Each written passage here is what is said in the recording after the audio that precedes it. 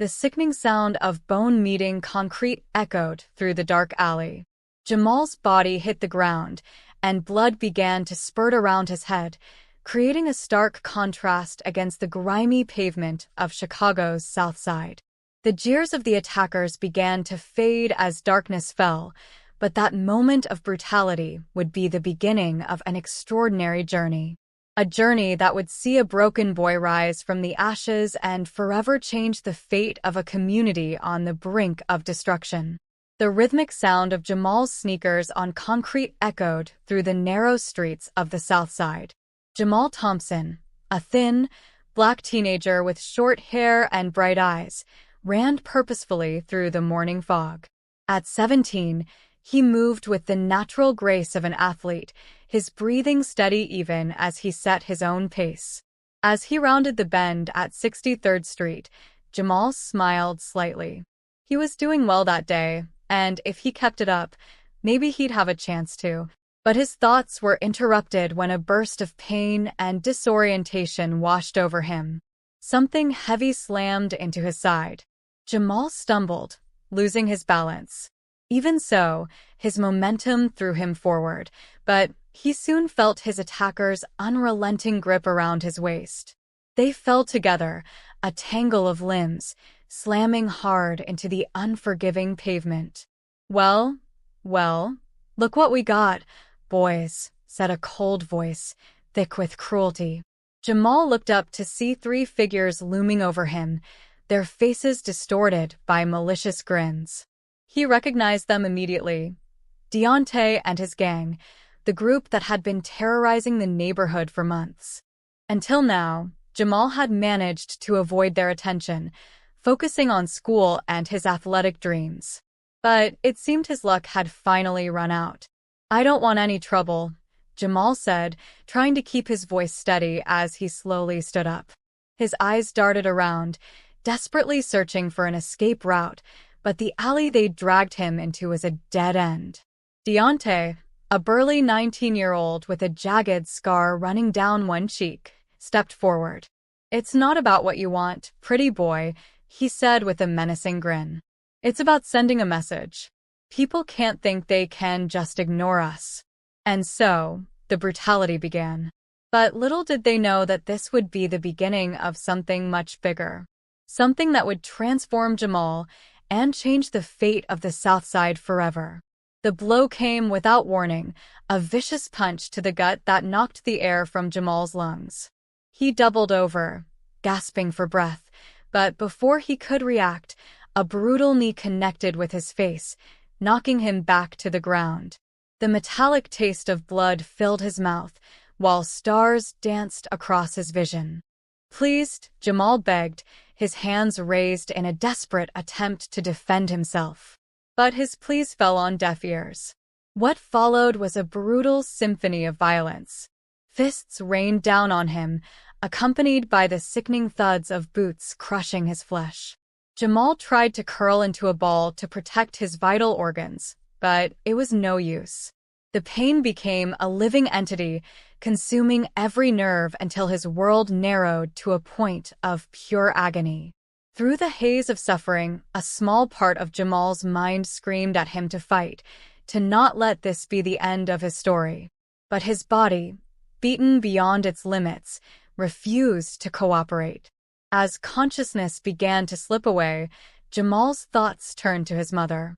He remembered her proud smile every time he brought home a good report card or a medal. He thought of how she sacrificed everything to give him a chance at a better life. The realization that he might never see her again cut deeper than any physical wound. "That's enough." Deontay's voice sounded distant, as if it were coming from far away. "Let's get out of here before anyone sees." The attack stopped as suddenly as it had begun. Jamal lay there, broken and bleeding, as the sound of his attackers' footsteps receded down the alley. The cold morning air stung his bruised face, a cruel reminder that he was still alive for now. As darkness crept into the edges of his vision, Jamal's last coherent thought was a desperate prayer. Not for himself, but for his mother.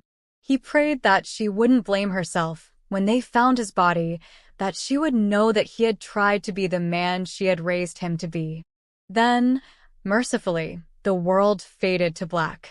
The sickening crack of bone meeting concrete echoed through the alley as Jamal's body went limp, blood pooling around his head.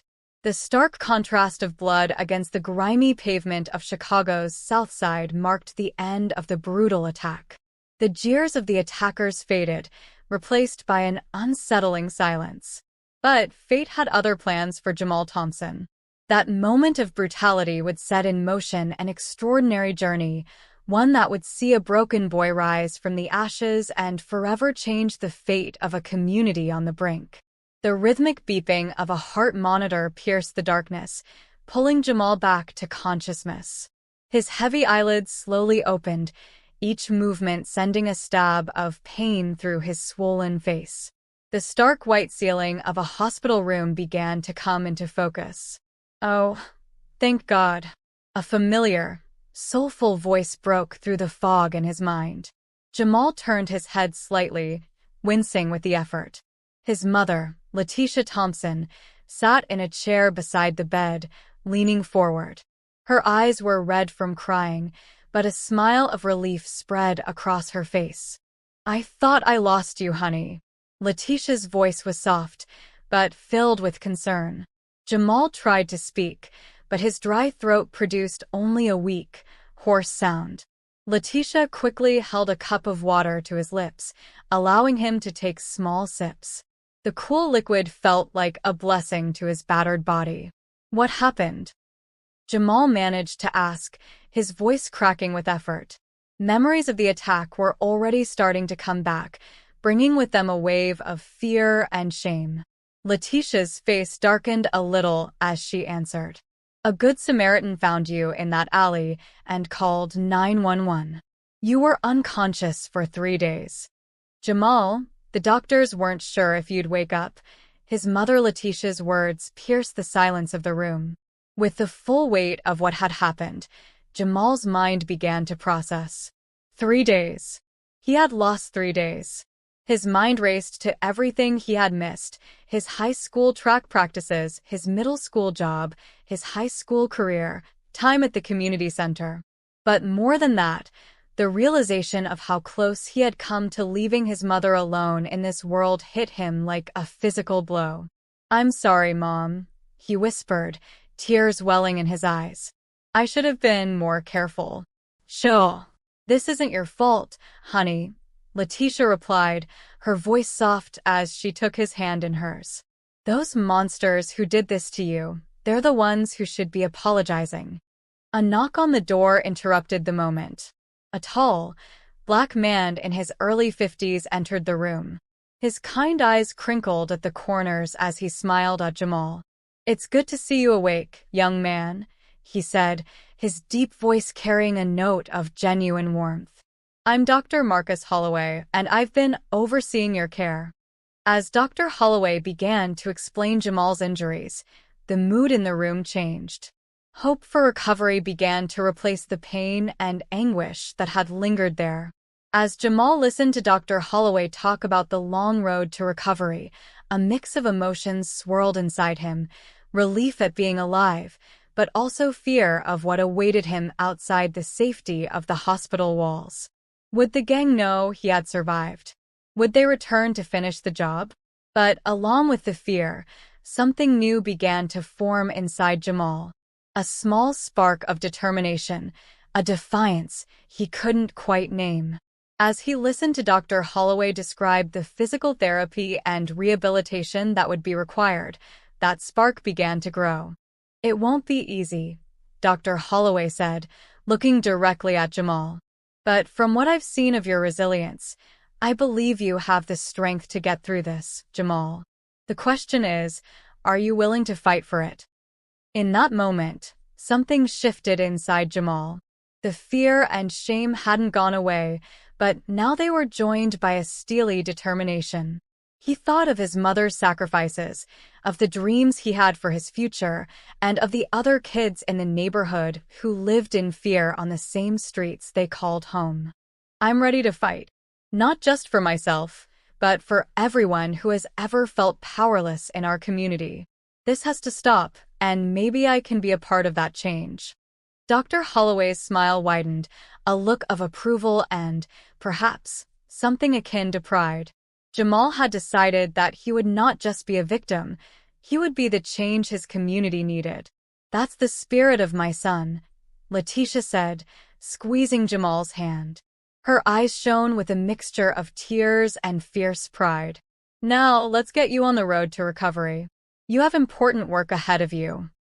As his mother's words echoed in his mind, Jamal felt that spark inside him grow stronger. He didn't know exactly how yet, but he was determined to turn this moment of darkness into a catalyst for change. The journey ahead would be long and painful, but Jamal Thompson was ready to take the first step. Little did he know that the decision he made in that hospital room would set off a chain of events that would not only transform his life, but would also touch countless others in ways he could never have imagined. That morning, the sun streamed through the hospital window, casting a warm glow on Jamal's face. He gritted his teeth, focusing all his energy on the simple act of putting one foot in front of the other. It had been 2 weeks since he had woken up, and today was the day of his first attempt at walking since the attack. This is it, Jamal. You're doing great, Sarah, the young physical therapist, encouraged him as she guided him along the parallel bars. Her bright smile and unwavering patience were a constant source of strength during these grueling sessions. Sweat dripped down Jamal's face, but his determination did not waver. Every step he took was one step closer to overcoming the past and embracing a future of hope and recovery. As he moved forward, each step sent shockwaves of pain through Jamal's still healing body. But he refused to give up, Dr. Holloway's words echoing in his mind. You have important work ahead of you. As he neared the end of the parallel bars, Jamal's legs began to shake uncontrollably. Just as his knees began to give way, a strong hand grabbed his arm. I got you, son. Dr. Holloway's deep, soothing voice rang out, and Jamal realized with gratitude that the doctor was there, offering physical and emotional support. With Dr. Holloway's help, Jamal reached the end of the bars. As he sank into a wheelchair, a mixture of exhaustion and triumph washed over him. You should be proud of yourself, Jamal, Dr. Holloway said, his eyes shining with approval. Most people wouldn't be back on their feet so soon after what you've been through. Thank you, Document. I just keep thinking about all the people who count on me, my mom, the kids at the community center. I can't let them down. Dr. Holloway's expression grew serious. You're carrying a heavy weight on your shoulders, Jamal. It's admirable, but remember the truth. Strength often comes from knowing when to lean on others. As if in shock, Jamal absorbed Dr. Holloway's words. He understood that while his own strength was vital, it was also essential to allow himself to rely on others for support on his journey to recovery. The hallway erupted into a cacophony of familiar voices. Jamal's eyes widened, recognizing the excited sounds. His friends from the track team were there to visit him. Yo, J-Man. Darius, Jamal's best friend since elementary school, was the first to enter, followed by a group of teenagers. Their chatter and laughter filled the room, bringing a genuine smile to Jamal's face for the first time in weeks. I'll leave you to your fan club, Dr. Holloway said, chuckling. But remember what I said, Jamal, you don't have to face this alone. As the doctor left, Jamal's friends crowded around him. Their faces showed a mixture of concern and relief. Man, you had us worried, Jay. The whole school is talking about what happened. People are scared, but they're also angry. Something has to change. Jamal nodded, feeling a familiar fire reignite in his chest. Yeah, he needs to change. And maybe we'll be the ones to start that change. The room fell silent as Jamal's words echoed among them. Slowly, nods of agreement began to emerge. You can count on me, said Aisha, a quiet girl in Jamal's English class. "My little brother, he's afraid to even walk to school these days. We can't live like this anymore."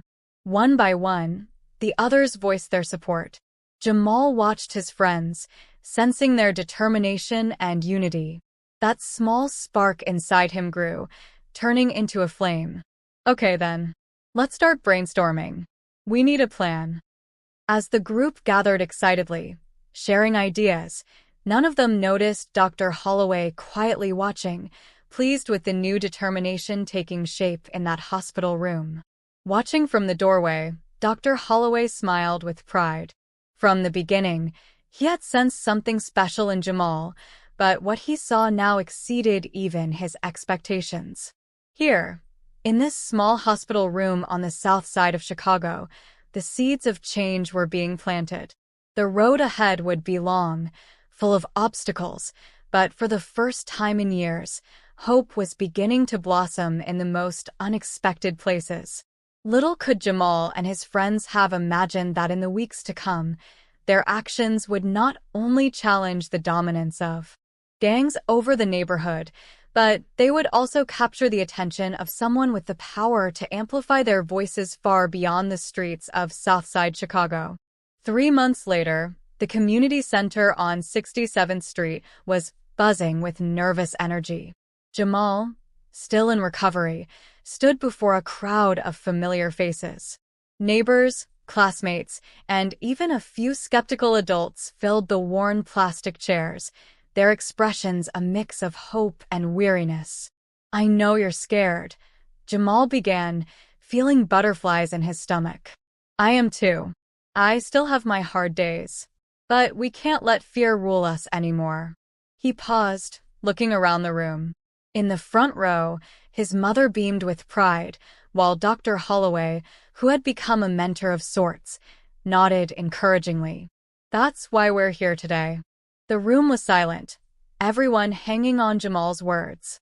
This was the beginning of something bigger. Jamal knew the journey would be difficult, but he also knew he was not alone. The community was there, united, ready to start a new phase, where fear would no longer rule their lives. Together, we can change our future. Today, Jamal decided to take back the neighborhood, not with violence, but with unity. He believed that change would come through programs that offer alternatives to youth, diverting them from gang life. Community Watch was another proposal, making the streets safer for everyone. "We have a plan.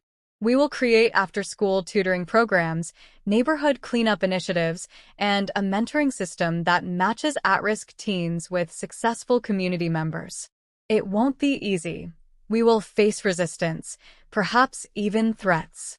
But if we come together, we can show Deontay and his gang that their days of terrorizing us are over." At the mention of Deontay, the gang leader, a tense silence fell over the room. Then, a voice rose from the back. "And what happens when they come after you again, kid? Are you going to stop them with your pretty words?" "They can come after me. They can come after any of us. But that's exactly why we have to do this. Every day we live in fear is a day they win. And I'm done letting them win." A murmur of agreement rippled through the crowd. Hands began to go up as people volunteered for various roles in the fledgling movement. As the meeting drew to a close, Jamal felt a tap on his shoulder. He turned to see a woman he didn't immediately recognize. The press badge on her chest identified her as Andrea Martinez of the Chicago Tribune. "That was an incredible speech, Jamal," she said, her eyes shining with interest. "I'd love to do a story on what you're trying to accomplish here. This could be the start of something big." Jamal's heart raced. Media attention could amplify his message, but it could also paint him as a target. He hesitated for a moment, his eyes meeting Dr. Holloway's, seeking guidance. With Dr. Holloway's silent approval, Jamal knew he was on the right track. He didn't have all the answers, but he was willing to fight, and with the support of his community, hope was growing, even in the darkest places. "It's time for change, and together, We can make it happen.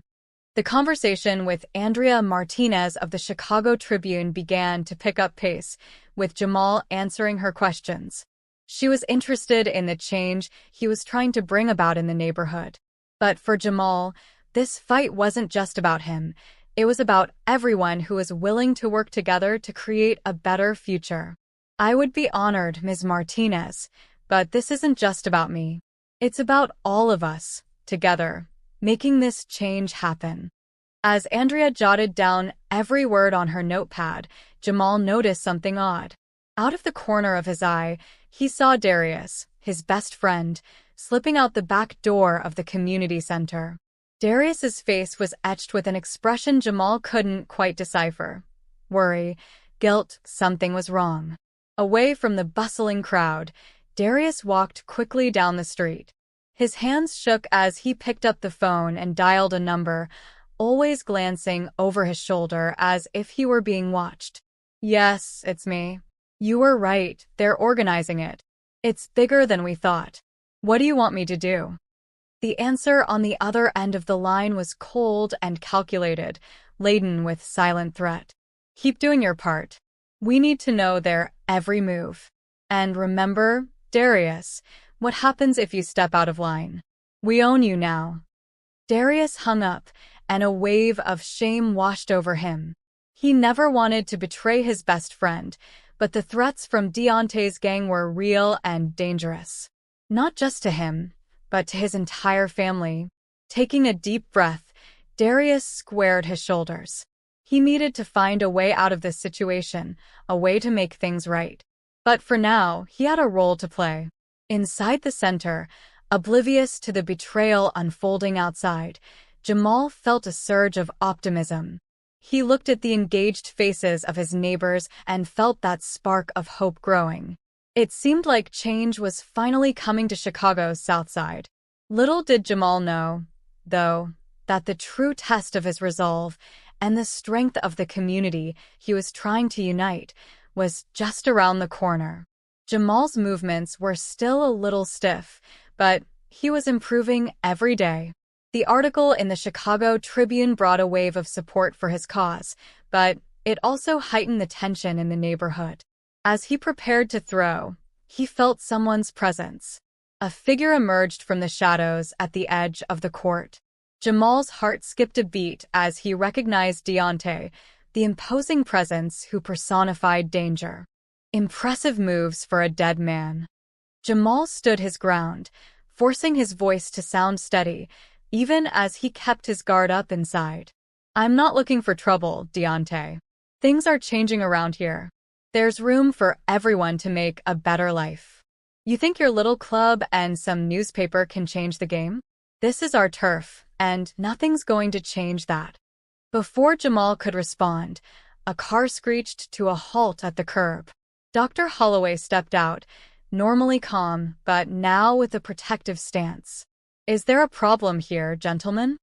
Deontay backed away, his eyes narrowing, but he took a step back, keeping his tone menacing. No, Doc, just a friendly chat with our local hero. Remember what I said, kid, some things don't change. Thanks, Doc. I don't know what would have happened if you hadn't shown up. You're doing important work, son, but it comes with risks. We need to be smart about this. As they walked to Dr. Holloway's car, discussing security measures for the community meetings, Jamal couldn't shake the feeling that he was being watched. Across the street, Darius, his face etched with guilt, lowered his phone. He had captured the entire meeting on video. Darius, his hand shaking slightly, pressed the send button on his phone. The response came back almost immediately. Good work, keep it up. Feeling sick to his stomach, Darius joined Jamal's movement, trying to find a way to escape Dion's clutches. But the more he got involved, the deeper he sank into his own betrayal. The weight of his decision threatened to crush him. At the community center, there was a buzz of activity as volunteers prepared for the first big event, a block party designed to bring the community together and showcase Jamal's new initiatives. He was at the center of it all, coordinating the efforts and boosting morale. Behind his confident facade, however, Dion's warning echoed in his mind, and Jamal couldn't shake the feeling that something terrible was about to happen. "Are you okay, Jamal? You seem distracted." "It's just that there's a lot at stake for tomorrow. But we're doing fine." Aisha nodded, her gaze full of understanding. "We all believe in you. Know that no matter what happens, we're in this together." Aisha's words reinforced Jamal's resolve. Yes, the path ahead was uncertain, but he wasn't facing it alone. The community was coming together, finding its voice and courage. As the sun began to set, casting a warm glow over the community center, Jamal allowed himself a moment of quiet pride. Tomorrow would be a turning point, one way or another. What Jamal didn't know was that across town, in a dimly lit room, Deontay and his lieutenants were putting the finishing touches on their own plans. A map of the party's layout was spread out on a table, with key points marked in red. Make the message loud and clear. Remember, there are always casualties in war. As the gang dispersed to prepare for the attack, one of the young recruits, with a guilty conscience and growing fear, made a courageous decision. He walked to a payphone, his fingers shaking as he dialed 911. "I need to report a threat," he said calmly, glancing nervously over his shoulder. The recruit hoped his action would be enough to avert a tragedy. But in the complex web of events, time was running out and danger loomed. On Chicago's South Side, the stage was set for a showdown that would test the limits of Jamal's leadership, the strength of the community he was fighting to unite, and the very future of the neighborhood. The day of the block party dawned bright and clear, a perfect summer morning. Jamal stood at the entrance to Cordon Street, greeting the first arrivals with a smile that eased the anxiety in his stomach. The air buzzed with a mix of excitement and tension. "You look good, Jay." Jamal could hear the slight tremor in his friend's voice, a sign of his nervousness for the big day. As the morning wore on, the street came alive with music, laughter, and the alluring aroma of barbecue. For a moment, it seemed as if the shadow of fear that had long hung over the neighborhood had lifted. "You've done something remarkable here, son. This is just the beginning." Still, Jamal's gaze settled on a group of menacing-looking young men on the outskirts of the party. Their hard stares and restless energy set off alarms in his head. "I think we might be in trouble." Before Dr. Holloway could respond, a series of pops echoed through the air. For a split second, everyone froze, unsure if it was fireworks or something far more sinister. Then, chaos erupted. People screamed and scattered as more gunshots rang out. Instinctively, Jamal began to direct the panicked revelers to safety, shouting instructions. In the midst of the chaos, Jamal spotted a little girl, no older than 6, frozen in terror in the middle of the street. Without hesitation, he ran toward her, scooping her up in his arms as a stray bullet whizzed past her. Time seemed to slow as Jamal saw Deontay emerge from the crowd, a cold smile on his face as he raised his gun. Jamal grabbed the girl, holding her close to protect her, but the shot never came. Instead, Jamal watched in disbelief as Darius tackled Deontay from behind, sending the gun skittering across the pavement. The two wrestled to the ground, Darius fighting with a desperation born of guilt and redemption. Jamal hesitated for a moment, torn between helping his friend and protecting the child in his arms. Darius's pleading gaze made his decision. Jamal ran toward safety, the little girl clutching him like a lifeline. As quickly as it had started, the gunfire stopped. Police sirens began to wail in the distance, growing louder as they got closer. As the chaos subsided, the weight of the situation began to set in. The future of the community hung in the balance, and the day that was supposed to unite the neighborhood now revealed a true fight for survival. As Deontay's team disappeared into the side streets, leaving behind a scene of chaos and shattered hope, the morning that promised unity turned into a battlefield. Paramedics tended to the wounded and shell-shocked residents while statements were taken to the police. Jamal, exhausted and haggard, sat on the curb with his head in his hands. The little girl he had saved was now reunited with her weeping parents. But the victory felt hollow in the face of so much destruction. This isn't the end, Jamal. It's a setback, yes. But what you started here is bigger than one day, bigger than Deontay and his team. Jamal looked up, his eyes red but with renewed determination.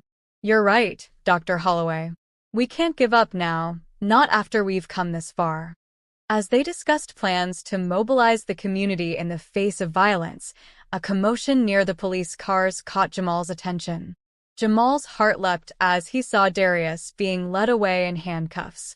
Their eyes met across the chaotic street, exchanging a silent communication of apology, forgiveness, and a renewed commitment to the cause. Jamal, I know this is a difficult time, but people need to hear what happened here today.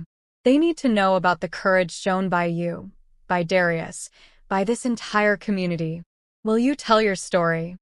Jamal took a deep breath, looking around at the block party scene, now desolate with overturned tables and discarded promotional signs.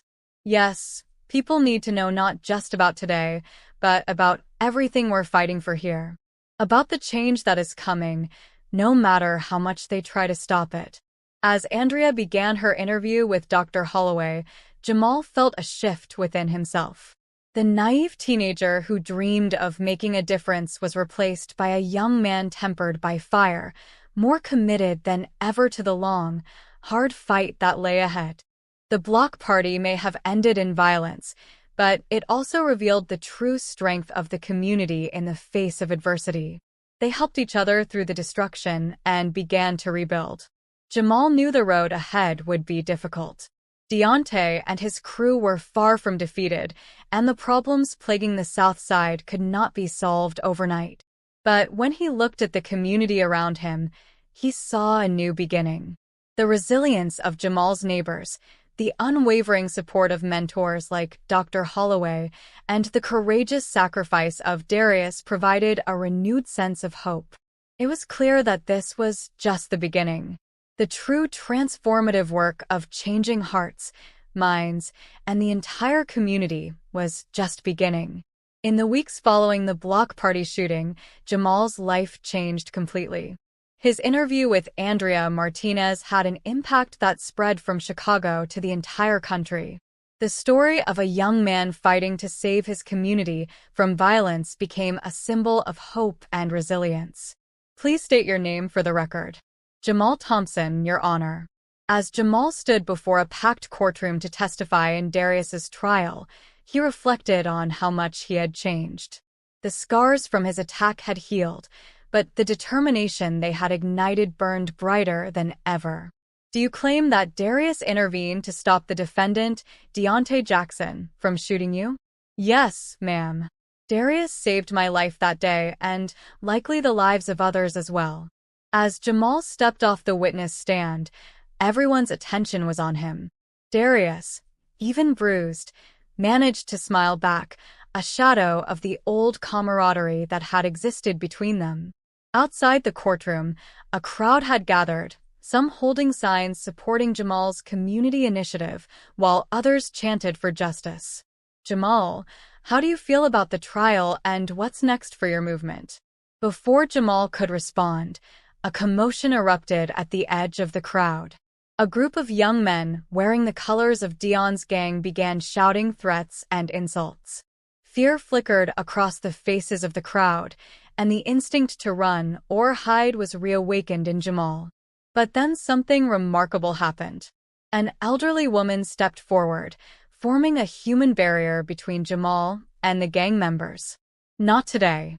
Her voice, shaky but resolute, was joined by other members of the community, parents, teenagers, community leaders.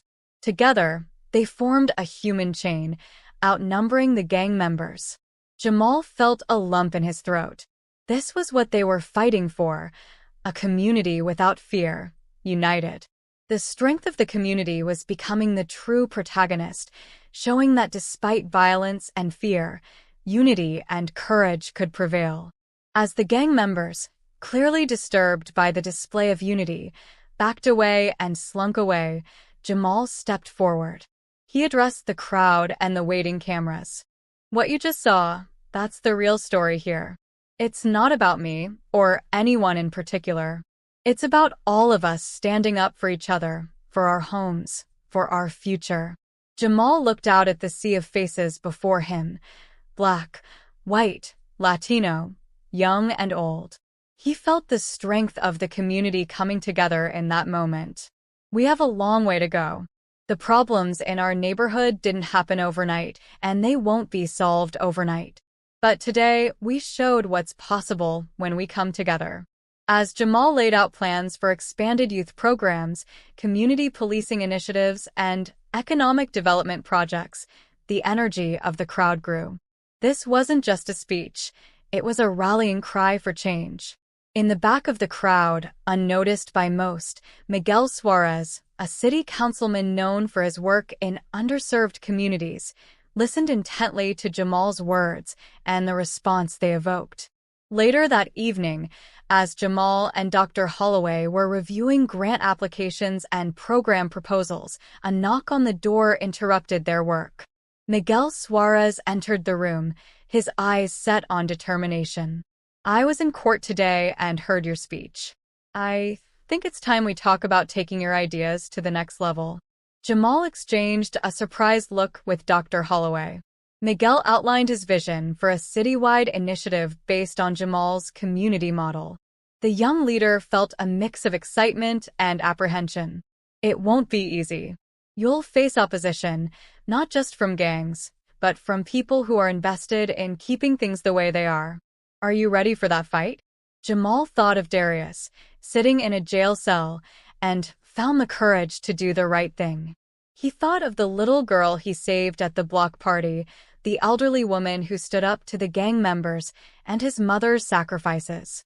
He met Miguel's gaze and nodded. "I'm ready. We're ready.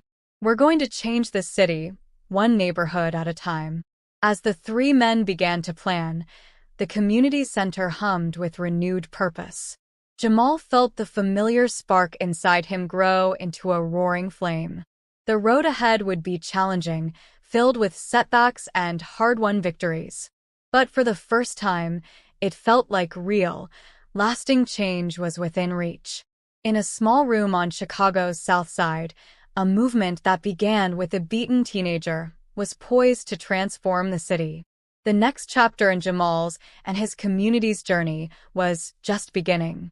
A year after that fateful block party, Jamal stood on a makeshift stage in Washington Park before a crowd that stretched as far as the eye could see. Southside Rising, a partnership with Councilman Suarez, had exceeded all expectations.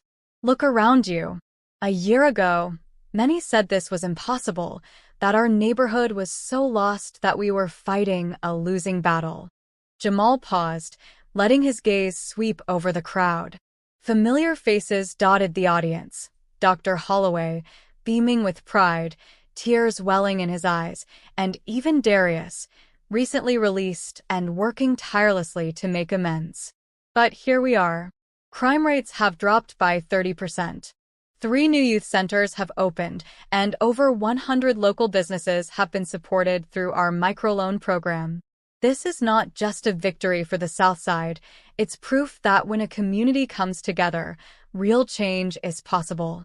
The crowd erupted in applause, a palpable sense of hope and pride permeating the room. When Jamal stepped off the stage, he was immediately surrounded by well-wishers and supporters. Among them was Andrea Martinez, a Tribune reporter whose early coverage helped catapult Jamal's movement into the national spotlight. "Congrats on a great event, Jamal. But I've heard rumors that there was some pushback from City Hall. Can you comment on the rumors that certain officials are trying to block funding for your expansion plans?" "Serious change is never easy, Andrea. There are always those who benefit from the status quo. But we will not back down. Our results speak for themselves, and we have the people on our side. As Jamal spoke, a group of teenagers approached, wearing t-shirts emblazoned with the Southside Rising logo. We wanted to thank you. The new community college prep program has changed everything for us. We will be the first in our families to go to college. Jamal felt a lump form in his throat. This was what this was all about, not the accolades or the media attention, but the real, tangible impact on people's lives. As the celebration continued around him, Jamal found a moment of silence with Dr. Holloway. "I'm proud of you, son." The doctor, his eyes misty, added, "But remember, the bigger we get, the more challenges we will face." Jamal looked toward the horizon, knowing that the journey was just beginning. The road ahead would be challenging, but with the strength of his community and renewed determination, change was within reach. The sun shone brightly over Washington Park, casting a warm glow over the gathered crowd. Jamal Thompson stood on the precipice of a new chapter. His journey, which began with a brutal attack, had led him to this moment of possibility, of reconciliation, of hope.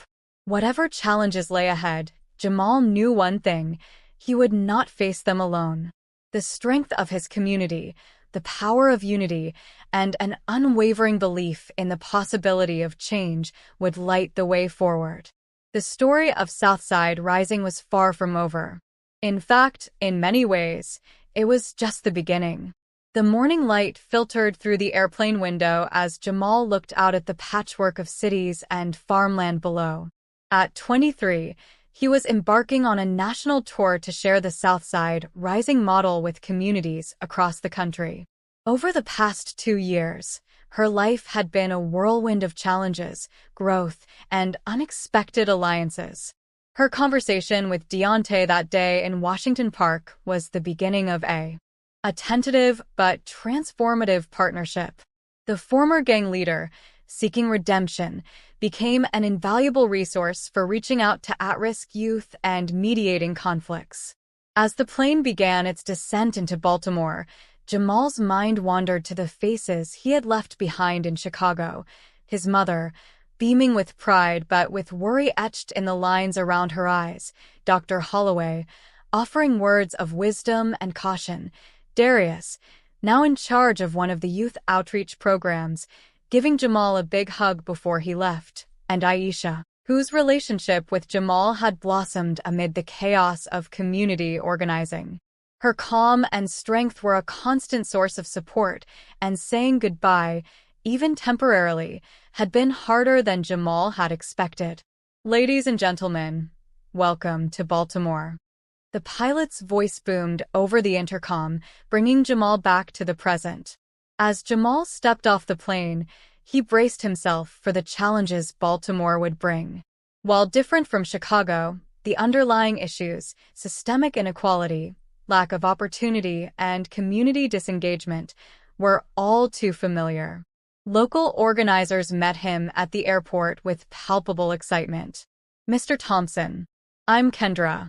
We can't tell you how much it means to us to have you here. Your work in Chicago has given us hope. Please call me Jamal. I'm here to learn as much as I am to share. Every community is unique, and solutions have to come from within." As they drove through the city, Kendra pointed out areas of concern: abandoned buildings, street corners known for drug activity, schools struggling with limited resources. As Kendra drove through the city, she didn't just point out Baltimore's struggles: abandoned buildings, street corners known for drug activity, and underserved schools. She also highlighted pockets of resilience: murals painted by local youth, well-tended community gardens, and a recreation center kept open by dedicated volunteers. These signs of hope were the foundation on which real change could be built. Jamal's first stop was a town hall meeting held at a West Baltimore community center. The room was packed, and the faces in the room were a mix of skepticism, despair, and tentative hope. When Jamal took the stage, he felt the weight of everyone's expectations.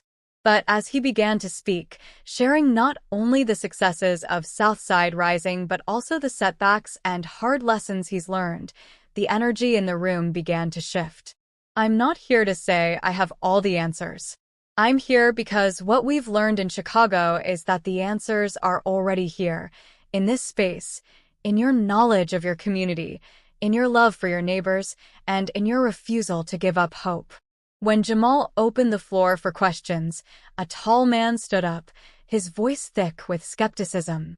That all sounds good, but what about the police in our neighborhood? They're part of the problem, not the solution. This is a crucial issue.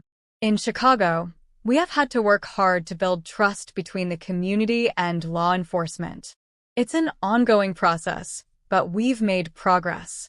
As Jamal detailed the community policing initiatives and accountability measures they've taken in Chicago, he noticed people in the room leaning in, taking notes, and slowly beginning to believe that change was possible. The meeting lasted late into the night, with residents sharing their stories, ideas, and hopes. Exhausted but excited, Jamal finally made it back to his hotel. As he settled in for the night, his phone buzzed with a text from Aisha. "I saw you arrive in Baltimore on the news. You're changing the world, Jay. We're all so proud of you. Call me when you can. I miss you." Jamal smiled, feeling a mix of longing and renewed determination. This was just the first stop on a long journey, but he could already feel the ripples of change spreading. The next morning, as Jamal prepared for a day full of meetings with local leaders and youth groups, he received an unexpected phone call. The voice on the other end was familiar, but the context was surprising. "Jamal, this is Miguel Suarez. I know you've been busy, but there's something you need to know. The White House has been following your work. They want to meet with you when you get back to Chicago. This could be something big." As Miguel's words sunk in, Jamal felt a mix of excitement and trepidation. The national spotlight would bring new opportunities, but also greater challenges. This was about to be an even more intense journey. And so, as Jamal continued his mission, he knew that the seeds of change being planted in Baltimore and other cities across the country could indeed transform a nation. Today, we'll follow another chapter in the journey of Jamal Thompson. A man who, with determination and courage, overcame adversity to become a leader and a beacon of hope for his community. As he looked out the window at the Baltimore skyline, Jamal took a deep breath. He knew he was about to face new challenges, and his spirit was ready for what lay ahead. The recent town hall meeting was still fresh in his mind, the faces and expectations of the community etched in his memory. He remembered the journey of Dion, the young man he had saved at that block party years ago. The once-lost girl now shines in the after-school programs Jamal had worked so hard to support. Miguel's voice echoed in his thoughts. "I'll be there." In a firm voice, Jamal replied, "We have a lot to talk about." As he hung up the phone, he knew the road ahead would be filled with obstacles, many of which he could not yet imagine. But at the same time, he was acutely aware that he was not alone in this journey. Behind him stood the strength of his community, the wisdom of mentors like Dr. Holloway, and the unwavering love of his family and Aisha. Ahead of him stood the real possibility of bringing hope and lasting change to communities across the country. With his shoulders squared and his eyes set, Jamal stepped out into the day. He was ready to listen, to learn, and to continue his work of building a better future, one neighborhood, one city, one life at a time. The boy who was once left for dead in a Chicago alley is now a man leading a movement. His story, like the story of the South Side Rising, is still being written, and his impact will echo for generations. Jamal's journey continues, and he is determined to write each chapter with courage, hope, and the strength of his community. And so we continue to follow the journey of a man who turned pain into purpose and who continues to inspire an entire nation. Today, we delve into a pivotal moment in the life of Jamal Thompson, now 25. A man who, not so long ago, walked the streets of Southside Chicago and today is about to enter the Oval Office. For the past 2 years, Jamal's life has been a whirlwind. Between cross-country travel, all-night strategy sessions, and hard-fought victories in cities across America, he has been preparing for this moment. Mr. Thompson, the president will see you now. With those words, Jamal's future was about to change. Taking a deep breath, Jamal walked into the most famous office in the world. Across the way, President Evelyn Chambers, the first Black woman to hold the office of Commander-in-Chief, stood up from behind her desk. With a welcoming smile, the president extended her hand. "Jamal, I have been looking forward to this meeting. Your work with Southside Rising has not gone unnoticed." As they sat down, Jamal felt the weight of the moment. He thought of all the people who had brought him here, his mother's sacrifices, Dr. Holloway's mentorship, Darius's redemption, and Aisha's unwavering support. "Thank you, Madam Speaker," Jamal replied, his voice steady despite his nerves. "I'm honored to be here, but I'm just one part of a much larger movement." Speaker Chambers nodded approvingly. "That's exactly why I wanted to meet with you, Jamal. Your approach to empowering communities from the inside out, fostering collaboration between groups that have historically been at odds, is exactly what this country needs right now." For the next hour, Jamal outlined the core principles of Southside Rising and how they've adapted them in different cities. He spoke of the challenges they've faced, but also of the successes they've achieved by bringing people together for a common cause. This meeting was not only a milestone in Jamal's life, but also a sign that hard work and determination can indeed open doors, even the doors of the Oval Office. Today, we're following a defining moment in Jamal Thompson's life. In a meeting with President Evelyn Chambers, he presents the innovative solutions his team has developed to address challenges in communities across the country. President Chambers listened intently, occasionally interrupting with questions that showed his genuine interest. But as the meeting drew to a close, his expression grew serious. "Jamal, let me be honest with you. I want to create a national initiative based on your model. We're calling it Communities United, and I'd like you to lead it." Jamal's heart sank. This was an opportunity beyond anything he had imagined, a chance to impact millions of lives across the country. But he knew it would also mean stepping into the spotlight and taking on a huge responsibility. "I'm honored, Madam President. But I need to discuss this with my team, with my community. Our work has always been collaborative. I wouldn't expect anything less. Take your time, but Jamal, I believe you are the right person for this. Your experiences and your approach are exactly what we need to heal the divisions in this country."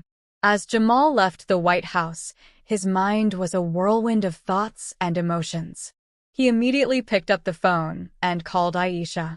"Aisha, you won't believe where I was." The next few weeks were a blur of meetings, phone calls, and deep conversations. Jamal returned to Chicago to gather his core team, Dr. Holloway, Darius, Councilman Suarez, and others who had been with him from the beginning. In a packed community center, Jamal presented the president's proposal. The room buzzed with a mix of excitement and concern. "This is an incredible opportunity, Jamal. But are you ready for this level of scrutiny and political challenges? Man, think of the lives we could impact. But what happens to what we build here?"